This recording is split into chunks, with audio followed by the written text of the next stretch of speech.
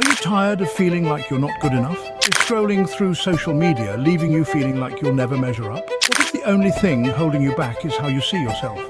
Feeling stuck in a cycle of self-doubt? Do you find yourself measuring your worth through the eyes of others? In this video, you will learn everything you need about this thing called self-esteem, how it develops, and the impact it has on our lives, and how to improve it. So buckle up and get ready to take some notes, because this is going to be good. Let's start with the basics. What exactly is self-esteem? In the simplest terms, self-esteem is how you view yourself, your overall sense of worth. It's not just about feeling good about yourself on the surface, it's about having a deep-down belief in your value as a person. Now here's the thing about self-esteem. It's not something you're born with. It's not like eye color or height. Self-esteem is developed over time, shaped by our experiences, relationships, and the messages we receive from the world around us. And let me tell you, those messages can be powerful. If you're constantly told you're not good enough, smart enough, or attractive enough, guess what? You start to believe it. But the good news is, the opposite is also true. When you're surrounded by positive influences and learn to challenge those negative thoughts, your self-esteem can flourish. It's about recognizing your strengths, accepting your flaws, and believing in your ability to handle whatever life throws your way. So, why is self-esteem important? High self-esteem can lead to better mental health, stronger relationships, and a more fulfilling life. It empowers you to face challenges head-on, pursue your dreams, and live authentically. In essence, self-esteem is the foundation for a happy and successful life. So, how exactly does self-esteem develop? Well, it's a complex process that begins in childhood. Think about it, kids are like sponges, absorbing everything around them.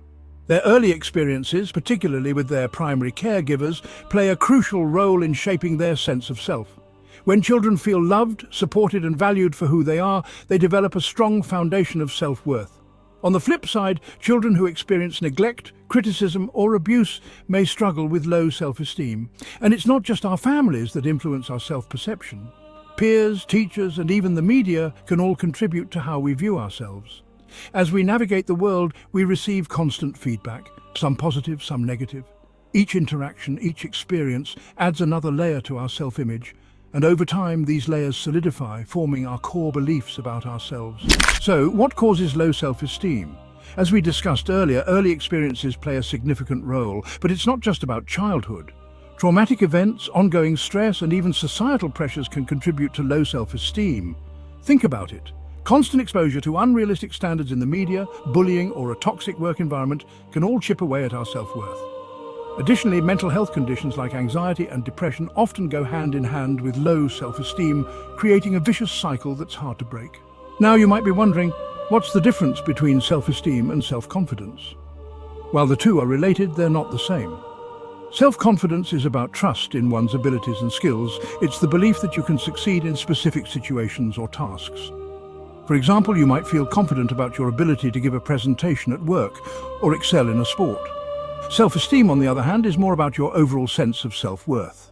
It's the value you place on yourself as a person, regardless of your abilities or achievements. You can have high self-confidence in certain areas, but still struggle with low self-esteem if you don't feel worthy or lovable deep down. Understanding these nuances is crucial, because it helps us target the root causes of our struggles and work towards building a healthier, more balanced sense of self. Now let's talk about the signs of healthy self-esteem. People with healthy self-esteem tend to have a positive outlook on life.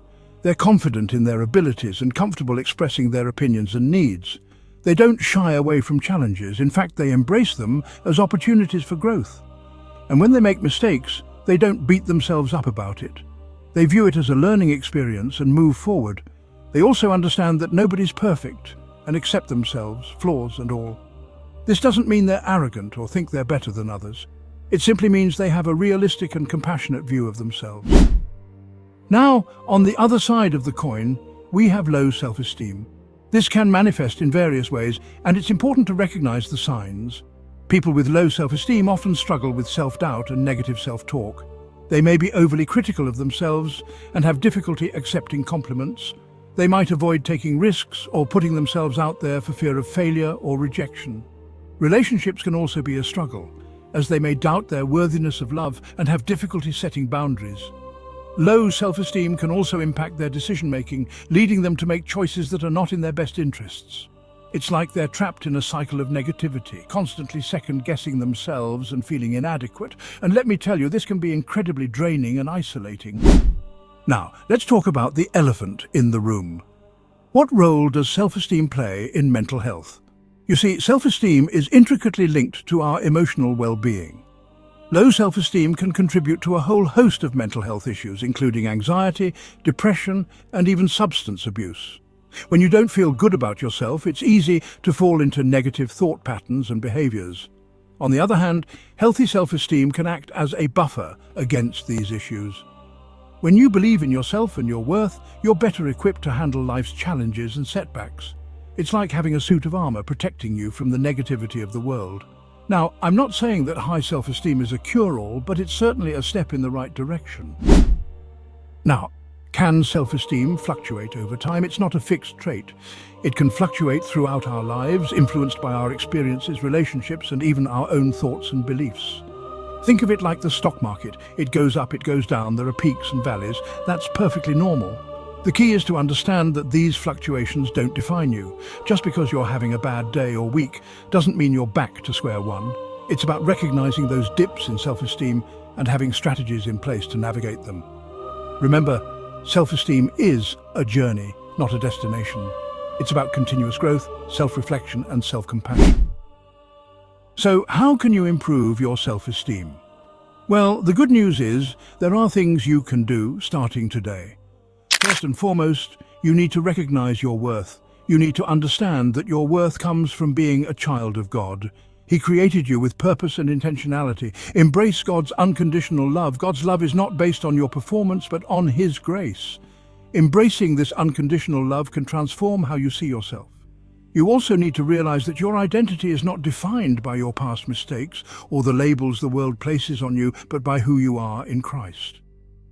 The next step is to challenge those negative thoughts. That inner critic that's constantly putting you down, don't give it power. When you catch yourself thinking negative thoughts, stop and reframe them in a more positive light. Next, focus on your strengths. What are you good at? What do you enjoy doing? Make a list and remind yourself of these strengths regularly. And don't be afraid to step outside of your comfort zone and try new things. Remember, every time you face a challenge and overcome it, you build your confidence and self-esteem. Now, let's talk about the role parents play in shaping a child's self-esteem. As parents, we have a huge responsibility to create a nurturing and supportive environment for our kids. This means providing them with unconditional love and acceptance, regardless of their achievements or mistakes. It's about celebrating their successes, big or small, and offering encouragement when they face challenges. We also need to be mindful of the language we use around our children. Criticism, even if well-intentioned, can be damaging to a child's self-esteem. Instead, focus on praising their efforts and progress rather than just the outcome. Remember, our words have power. Let's use them to build our children up and help them develop a strong sense of self-worth. Now, how does social media impact self-esteem? On the one hand, it can be a great tool for connecting with others and staying informed. But on the other hand, it can wreak havoc on our self-esteem.